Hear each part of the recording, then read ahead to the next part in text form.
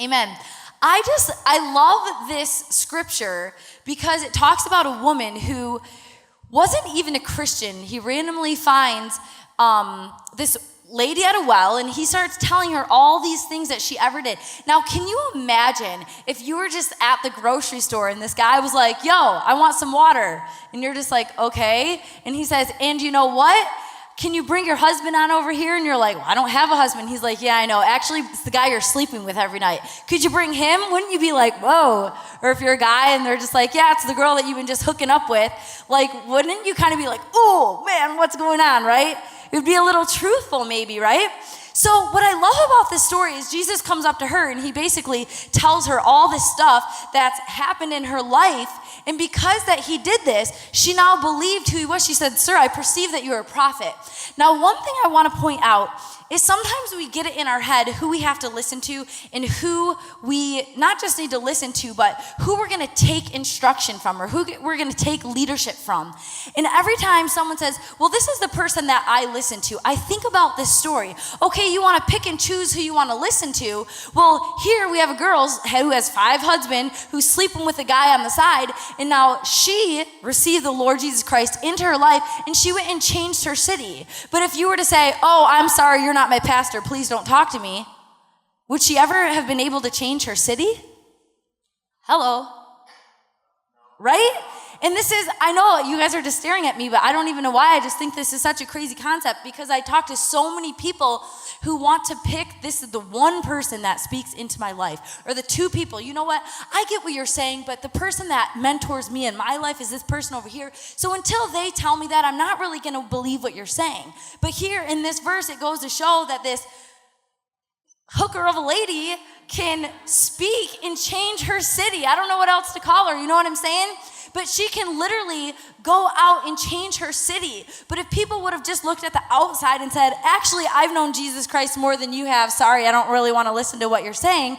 She may not have ever been able to change her city. And this is, to me, the cry of my heart is that our generation changes the people in our generation. Not that we stick to ourselves. And I know I love the theme tribe, but don't get it in your mind that tribe means we have to stay in here and never go out of the 4 walls of the church. Tribe means we're going to come together. And when we come together, the more people we can reach outside the 4 walls of the church. So that's why, again, I love this because she had a testimony. God did something in her life and she wasn't afraid to share it. God did something in her life and she didn't just tell the people who she was close to, but it says she changed a city. And that's what your testimony is able to do. Your testimony has power. Your testimony is able to change people you never thought that you would be able to change if you speak your testimony. Now tonight, we're going to be listening to testimonies from camp, but everyone here, has God done something in your life? Something at all. That's your testimony. And that's what we can't be afraid to hold back, and we can't be afraid to share that testimony with people. But again, like I said, we're not just talking camp, but this is for everyone out there. If God has done something in your life, make sure you tell the people around you. Now, you don't have to be that crazy person who just pickets outside with a thing that says, listen to my testimony or you will die. You know what I'm saying? God's going to place people in your life that you're able to share that testimony with. And if you're in tune with the Holy Spirit, you're going to know when that right time is to share that testimony. And when God speaks to you, man, don't hold back. It might even be someone here. I don't even know who I was talking to the other day. But I remember, I'll come back to that. But I remember it was the first time that God made me, I say God made me, that I prophesied in church because I knew that the Lord spoke to me. This is the word that you're supposed to prophesy tonight. And I was like, perfect. This is going to work for my exhortation Sunday morning. And God was like, no, you're going to prophesy it tonight on a Wednesday night. And I'm like, I know this word is so good. Sunday morning, I'm going to write it down. I even put Sunday a.m., 10:30 service. And all day, I had this war going on inside of me because I knew God told me to do something. Now, I don't know why God told me to do that. I mean, obviously, he wanted to get his word out, but I think it was more than that. I think he was testing me and seeing if I was going to listen to him. But we have to be so in tune with the Holy Spirit, and when he tells us to do something, we need to do it. And again, I don't remember who I was talking to this past week, but they're like, I know God told me to do this, but I was fighting it, and I was fighting it, and I was fighting it. And it's like, even at camp, they had a night where they said, if God gives you a word, go speak over someone. I was like, I see them all the time. Everyone's wearing braids in the back of their head. I can't find who they are. My child's screaming at home. I have to go home. And I'm like, oh, God told me to do it. And Billy gave me the perfect, so then I'm like looking braid, 2 braids, Dutch braid. I was just like trying to find this girl, and everyone was French braids. Everyone's hair was in French braids. So if you're standing in the back looking this way, it was just braids everywhere. I'm like, I can't find this girl. But anyway, you have a testimony. If God has done something in your life, you have that. And you need to share that. And again, be in tune with the Holy Spirit to know when that right time is to share that testimony. So with that being said, we're going to have a couple testimonies tonight from camp. So can I have Star come to the stage? Give it up for Star. Okay. Hi. That was really unexpected. I didn't know I was going first. But, okay, so I'll give some background. I have a little brother who's 14 or 15. His name's Blake.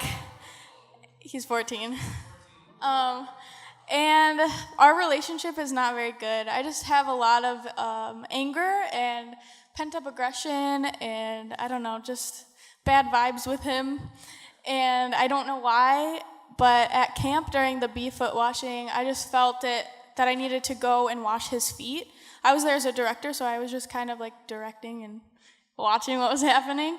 But I just felt like I needed to go and wash his feet. So I took the bucket and I went and I placed his feet in it, and he knew it was me. And I was just praying and I was asking for forgiveness for not being like a loyal sister and giving him all the love that I can. And I was just asking God to give me the love and the joy and to be like a good example for him as a Christian. And I thanked God for all the people that he like placed in his life in place of me. Like he placed God, Jade and Kiana and Jake. They have been amazing with Blake. They have like filled my role as a sister for him. And so I was just thanking God for all of those people. And I just prayed that like he would make me like an example and everything. And then I began to speak in tongues for the first time, and it was just so incredible. And I just never I never expected to do that. And that was like a goal of mine for camp, but like I just kind of like wasn't expecting to do it because I had never done it before, and it was just really amazing. And then we hugged afterwards, and ever since then, like I felt our relationship has gotten better.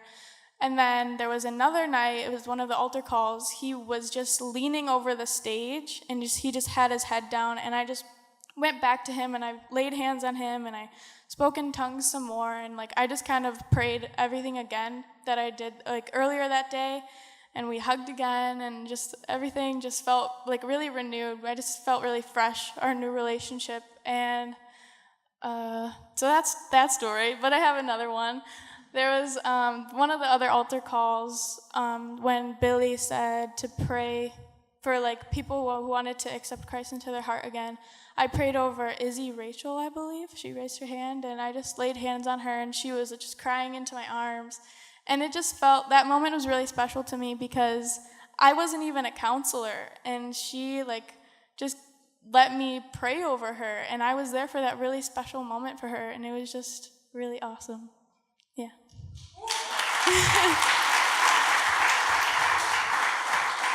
Awesome. Halle. Give it up for Halle. She gave her testimony at camp, and I wanted her to give it again because I just loved it so much. Hi.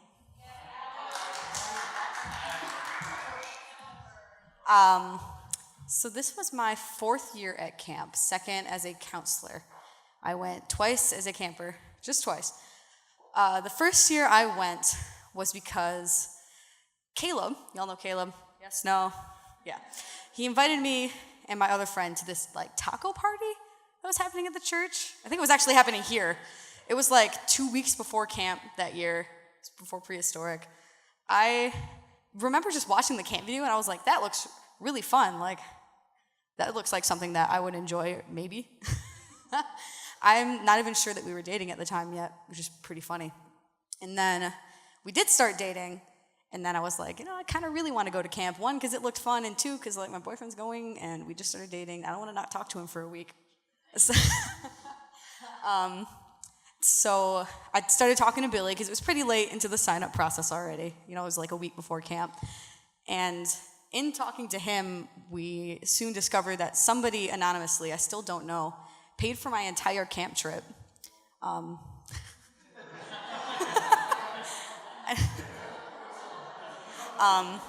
So I ended up going to camp, and it was, for one thing, a lot, I don't want to say freakier than I expected. It was just more than I expected it to be, like, in the God area, because I grew up not going to church, not going anywhere. We were just raised very, like, agnostic, like, yeah, do whatever you want, whatever. And I was pretty open about that. I was like, I don't know, I'm just kind of here because my boyfriend's here, so. But Wednesday night, I remember hearing Ashley sing, and was it Mario? It might have been Mario playing that year on the guitar. I can't fully remember, honestly. But, not the important part. I remember, like, kind of lifting my hands. They might have been, like, right here. But I just started feeling very different. And what I come to realize now is God's voice was saying, you belong here. You need to be here. And I felt more comfortable than I had probably ever felt my entire life. And, like, this was someone, I didn't know anybody. I knew probably 4 people, and one of them was probably Billy. And it just felt like an entirely different place. Like, I knew where I needed to be in that point, and I have clearly stayed here ever since. I've sung at camp twice. I'm still here as a counselor. There's some other stuff that's just, God is doing crazy things in my life that if you had asked me where I'd be like 3 years ago, I probably would have laughed. It's been a lot of fun. And just as a short little addition from, because that's pretty much what I shared at camp, but this year as well, something brand new happened for the first time. Ever since I was initially saved, that Wednesday night 3 years ago, I've been working on trying to pray in English out loud in groups. It's been very difficult for me. I've barely been able to do it with just Caleb and I, but I prayed during the end of a devotion, and my girls loved it. And there were some giggles had, and it was really stressful, but it went really well, so that was pretty cool. So that's getting better. Yay. And that's that.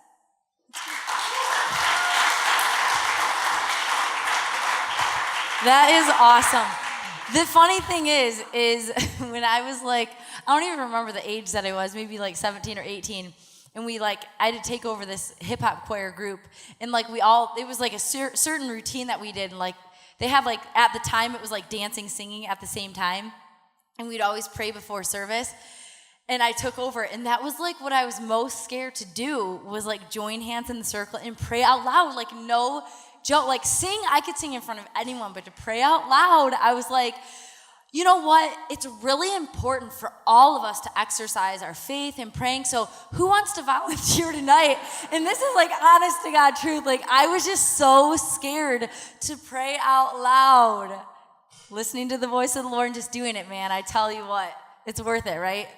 Paul, can you come up? Give it up for Paul.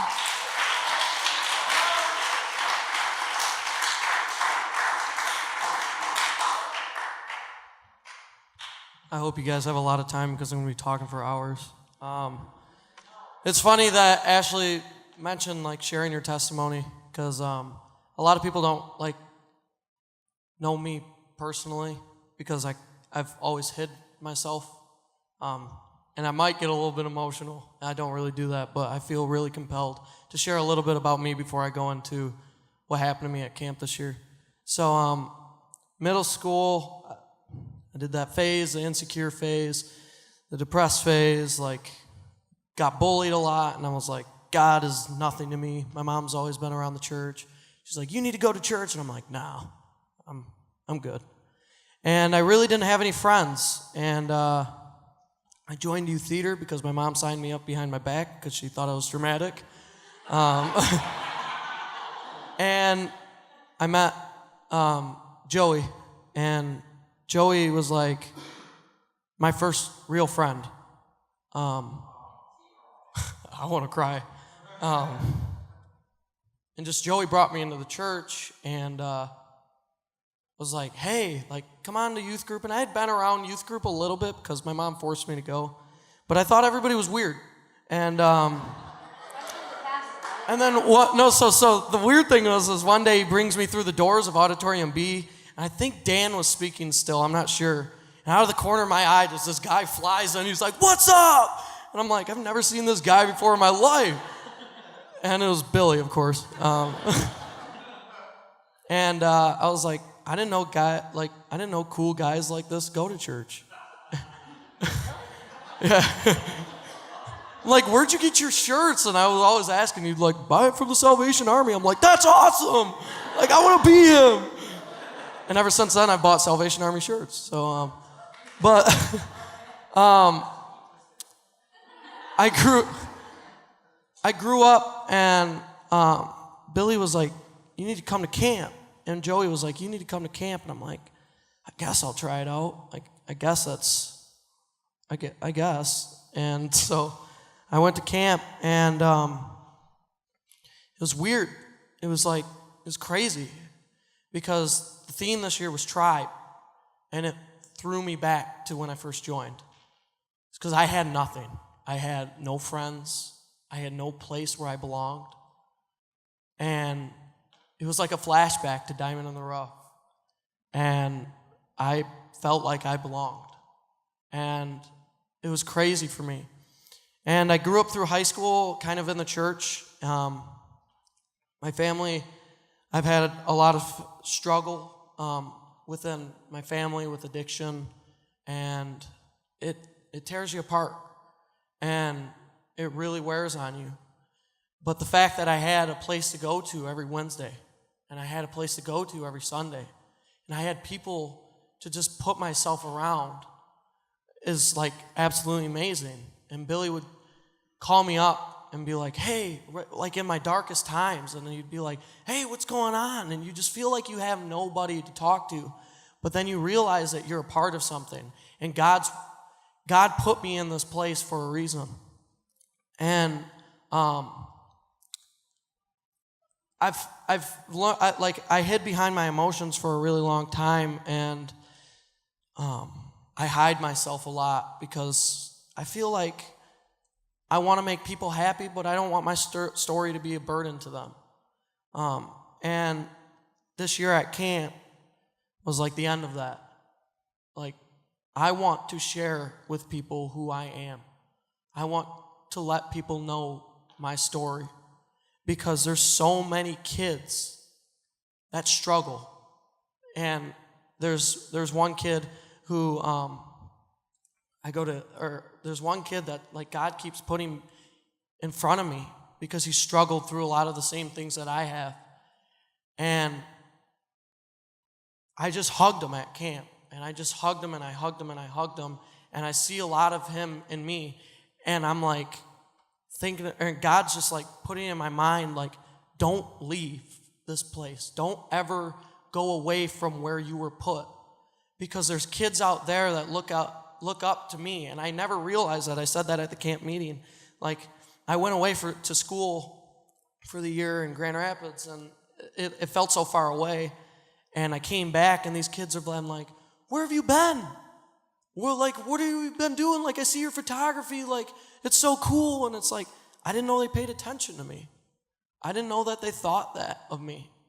And it was just so cool this year, because this is my tribe. This is who I am. I'm a part of something big. God's working in me for something special. And right now I'm in a place in my life where I feel like God's really working in me. And I've done a lot of wrong, and I feel like God's going to teach me, because I've done a lot of wrong, to do a lot of good because of that wrong.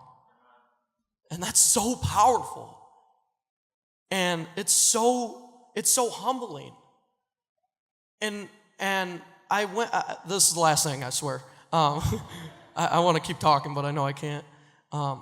I went and laid my hands on this kid at camp, and I said this at the camp meeting, but I want to say it to the people that weren't there. And I laid my hands on this kid, And this kid is kind of like, he's mysterious. He's like, you know, like, you can just tell he's got a big heart. He's just got love, and he's just like, and I just felt like, just compelled to go just lay my hands on this kid. I have no idea why. That's just how God works. And I laid my hands on this kid, and I was like, I felt something. And I was like, I felt the struggle. I felt the anxiety. I felt what he was feeling. And I told that kid, and then after I was done praying for him, the kid just like, I was just about to walk away, and he stopped me, and he was like, everything you just said, I struggled in my life. He was like, you just said everything that I go through. And I was like, taken aback, like, God's really working in me.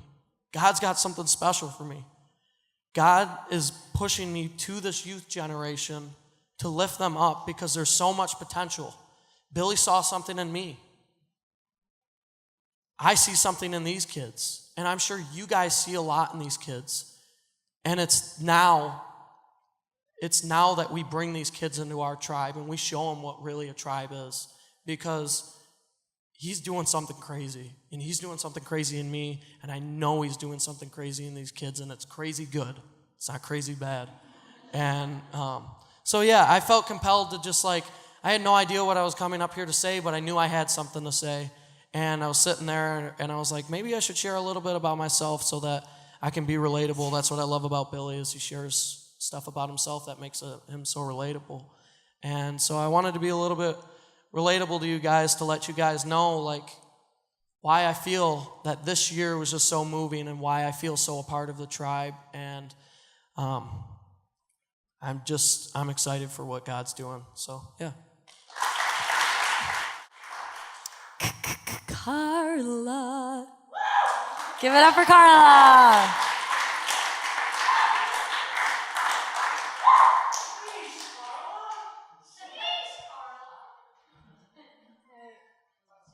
Hi, everyone. So I'm just going to give a little backstory. I might get a little emotional too, so just bear with me. So this past year has been like the toughest year ever in my life.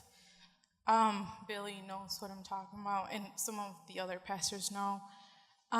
Where my family, we have entered into this new season where it's just been so tough and so hard. So I've had to rely on my family and on God for strength and to keep my faith in God.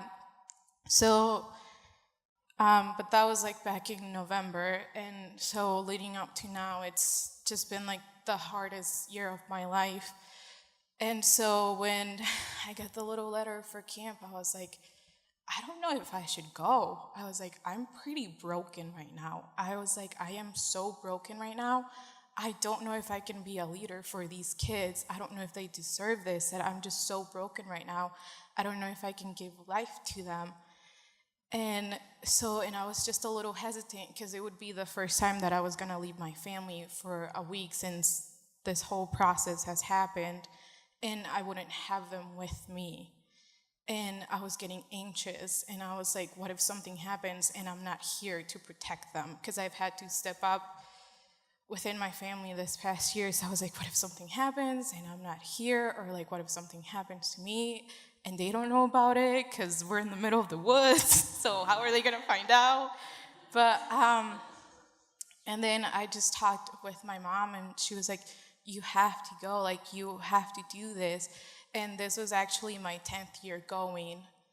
And so she was like, you have to keep it up. She was like, you have to go. And once you get there, you're going to feel at home. And she was so right, because right when we got to the Springs campground, I was like, I'm home.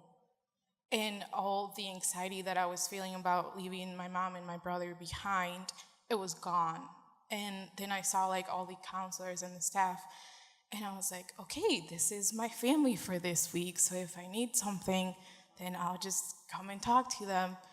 And it was just like so awesome, like getting to hang out with like some of the staff. Like if we were walking to a meeting or during our times off, like we just got to talk and we bonded. And then with the kids also, just like getting to spend time with them and them like telling me how I'm an inspiration and how they want to be like me when they grow up. And it's like, what are you even talking about?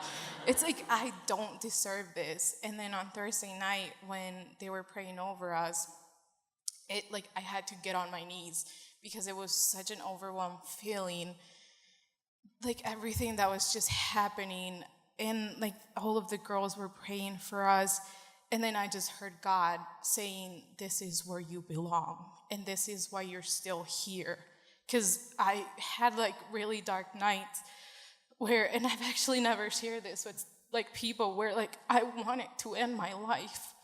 And I didn't want to keep going because everything that we were going through was so tough that I just wanted to give up. And even like no matter like my strong relationship with God, like if you go through something that just breaks your heart, like you just want to give up in an instant. And so like this year, it was like, God, it was like, this is where you're still here. This is where you belong. And like the kids, the love that these kids are showing you, it's like, this is why you're still here, and this is why you can't leave. And obviously there's many more other reasons, but and it was just amazing, like just the love that the kids give you, even though you're so broken inside and they don't know about it. It's like they still love you so much. And it's like, and they don't know this, but they're an inspiration for me, and I look up to them too. And it's just amazing. So like I just want to thank Billy for still thinking of me, even though like you've known everything that's been happening. And like how Billy said that we have to show up for the church, it's true. Like when I get the news of like the situation that I'm going through, it's like I talked to Billy, but I told him, I was like, I don't want to leave the youth group. I was like, that is something that I like want to still be part of, and I don't want to leave it. But there's other things that I have left that I shouldn't have left, and I should keep coming and coming and coming. So that part of the service, when he said that we have to show up for the church, it hurt a little because I was like, can't relate. But then it was like, no, yep, that's for me too. And I just like want to thank the staff too, and I mean everyone from the church. Like this is our tribe. So just thank you guys.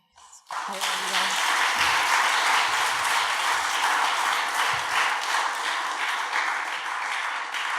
What I love is the common thing amongst almost all these testimonies is God telling them, you belong here. And that is, I feel like as young adults, I think I'm still a young adult. I don't know what adults think, but you're on this journey of finding where you belong and always wondering, even like in your workplace, in your family, with your friends. And I think we all go through something where we wonder, like, where we belong. And I don't think you have to, I know you don't have to think that anymore, because you do belong here. And you might be wondering, like, why did I even come here tonight? You were supposed to be here. You were supposed to hear this. And you were supposed to know tonight that you do belong. The last but not least, Philly Boster.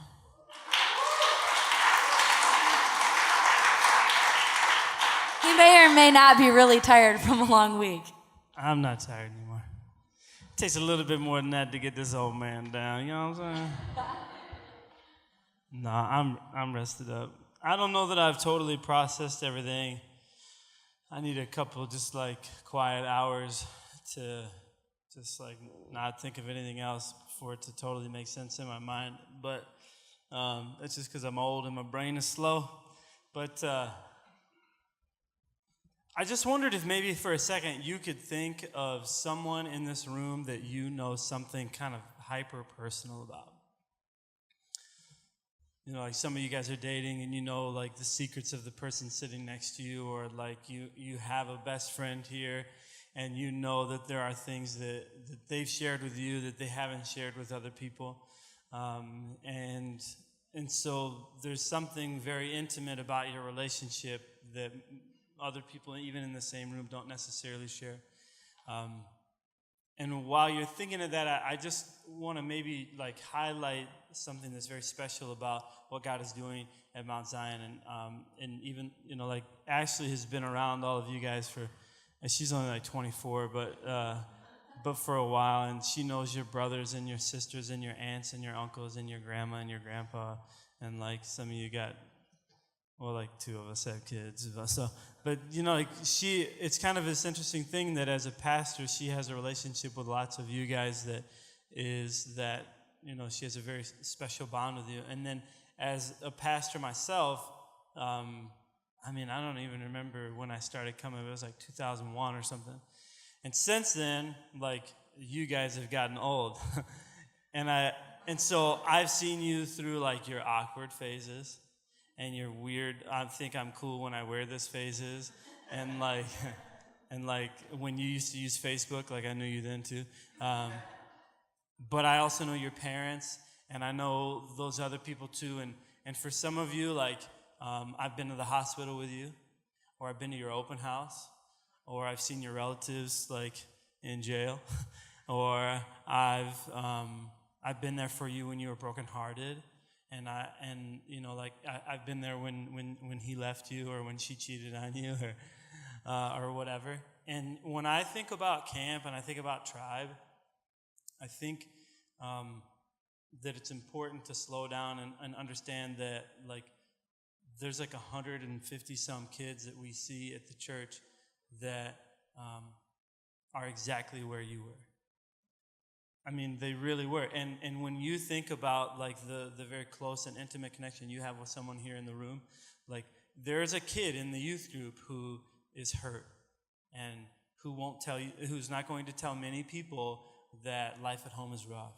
And there's another kid in the youth group and he's struggling with this. And there's another girl in the youth group who doesn't really like what she sees in the mirror. And there's another group in the youth group who think that you got to do this to be cool. And there's another group in the youth group that thinks that, Christianity is where like fun people go to die. You know what I mean? Like, and all of you guys somehow, some way can like relate with that.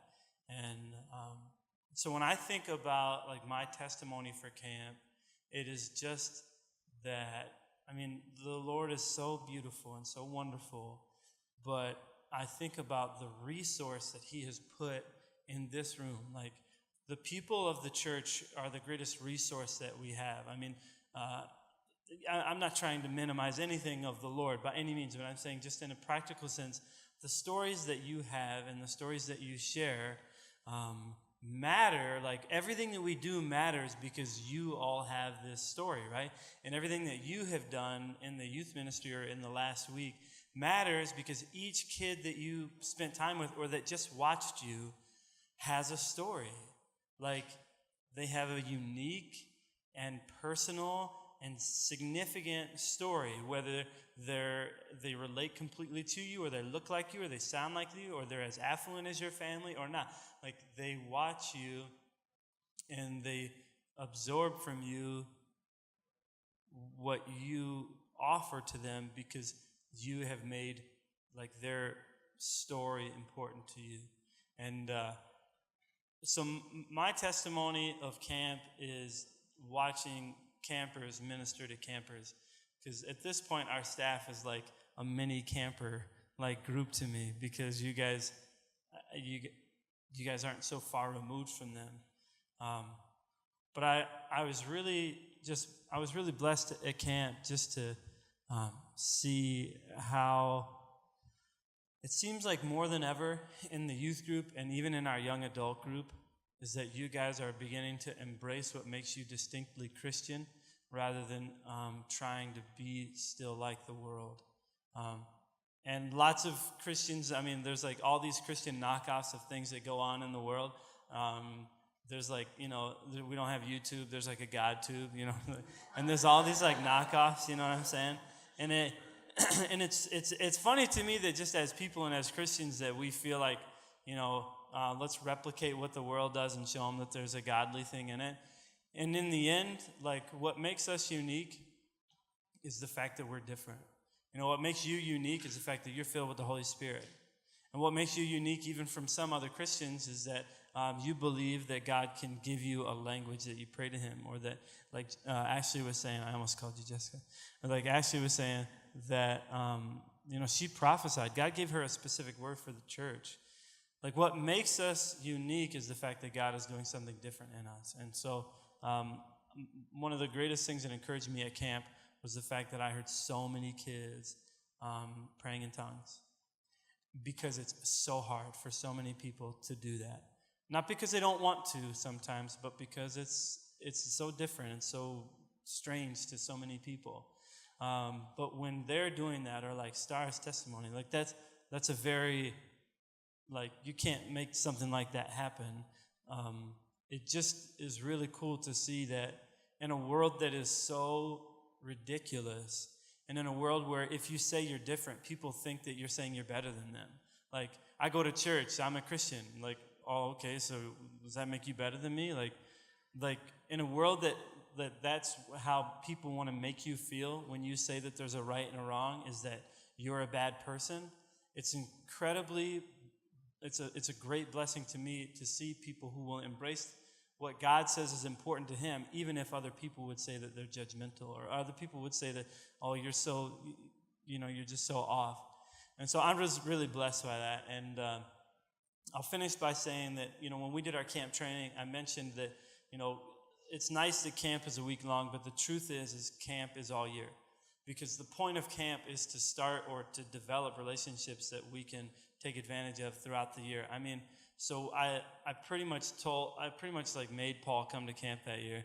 I remember you gave a testimony one time. You're like, Billy kept calling me, and Billy kind of gets what he wants, so I came to camp. And I was like, you make me sound like I'm a bully or something, dude. I'm like trying to get you saved, kid. So give me a break. So me and Linda talked Paul into coming to camp. Linda's his mom, and but the point was so that, come November, when I called him again, I had something to talk about with him. And then when December came, or February, or March, and then, I called everybody in June and July just to say, hey, I've been thinking about you. I want you to know I want to personally invite you to camp. Because the point is like, you guys don't live your life for the Lord for a week. Like, the reason that you are ready to be a staff member is because you are doing this every day. And yeah, you make mistakes. Some mistakes are uglier than others, but it's just how it goes, man. It's okay to be human. It's okay for you to be human. It's okay for them to see that you're a real person. And in the end, what's going to really matter is that you've tried and you've let them become part of your tribe. Like, you've welcomed them in, the good, the bad, the ugly. And so on a personal note, it's just really awesome that you guys support everything that, Pastor Lauren entrusts me with at the church. It's cool that you guys care. It's special that you think that I'm cooler than I am. That's really nice of you. And it just makes everything absolutely worth it. So I love you guys. Thanks. Thank you, Billy. One interesting thing that I kind of mentioned this morning that I'll mention again tonight is I love that Billy was pointing out the staff, ministering to each other, just as the campers are ministering to each other. This was my first year that I wasn't at camp, besides 1 year. I did not go change the tide. But this is the first year that I wasn't really involved all week, and I was really torn about it because I'm I have my baby and I'm not yet ready to leave her for a week by myself, but I really want to be there. But last year I heard God speaking to me, and I mentioned this morning that I said it's cool watching, I feel scattered, but I said it's cool watching this younger generation rise up and start walking everything that God has called for them. And I said this morning, I'm not scared for someone to take my place because I realize that I am getting to an age where I might not be cool anymore. This mom, she always used to tell me, oh my gosh, my son's just in love with you. She would tell me this all the time. My son's in love with you. My son's in love with you. And he's 5, 6, 7, 8. Well, at one point, she's like, yeah, I said something about, Ashley. And he's like, Mom, she's old. And I'm like, oh, a knife in the heart. I'm not that cool, young, whatever anymore. But if I wouldn't be doing my part if I kept trying to be a part of something and never letting someone else come up and grow into their place that God has for them, just like I always did worship. And I knew 2 years ago, I'm like, I could continue to do this, but no one else is ever going to get the chance to do what God has called them to do if I keep doing that. And that's a hard choice to make, to step back, because if you know me, you know I love singing. I love being a part of worship. So I had to make that choice as to, I need to step back and allow someone else to do that. So this year, I was just like, man, it's so weird not like being at camp full time, not even knowing. It said Cup Side Down Challenge. I'm like, I don't even know what that is, but I'll go and see what it is. But it was just weird not knowing all the details. But the best part was standing in the back and seeing you guys minister to the younger ones, seeing you guys minister to one another, because this is the next generation that is going to start fulfilling those plans that God has. When us old people aren't that cool anymore, you guys are going to be the ones who are cool. And I want to challenge you guys so much to just keep walking in what God has for you. And again, if you weren't at camp this week, it doesn't mean that God doesn't have a plan for you to minister to someone else. You still have that same opportunity because you have a testimony inside of you. Don't hold back. Don't be scared. Don't be like even wondering, well, does God have a plan for me, or does God have a place for me? Because he does have a place for you. And that's the awesome thing, is that we have that ability to share that with other people. One more thing that I was thinking, as Billy mentioned something, I'm like, it's funny because he goes, Ashley's been around a long time. I have been around the church for a long time, like 30 some years. And what was cool to me, and I should say this more often, but I don't, but I was even looking around camp this week, and I was looking at Joey and Becca and Hannah as they're leading and working at camp, and I'm like, your parents were my youth leaders. Like, you guys, I don't even know if you were even thought of, or you were just little like 1, 2, 3-year-olds that your parents were praying over me at altar call back when I was in youth group, and now I'm watching their young kids minister and be a part of the leadership of camp. And I was just like, my mind was just like, this is so awesome, because I look at you guys ministering and I'm thinking, okay, I was a part of camp and I was a leader. I pray that my kids someday will be like you guys, that they are going to stay involved in church and they're going to continue to know that God loves them. They're going to continue to know that God has a plan for them, and they're going to be involved just as much as you guys are involved. So just remember that you might just be walking around doing life and you don't even know that me sitting in the back, I'm like being touched by what you guys are doing. So just know, when you guys are walking in everything that God has for you, man, you are touching someone's life that you never even knew that you would be able to touch. If you guys could just stand with me tonight.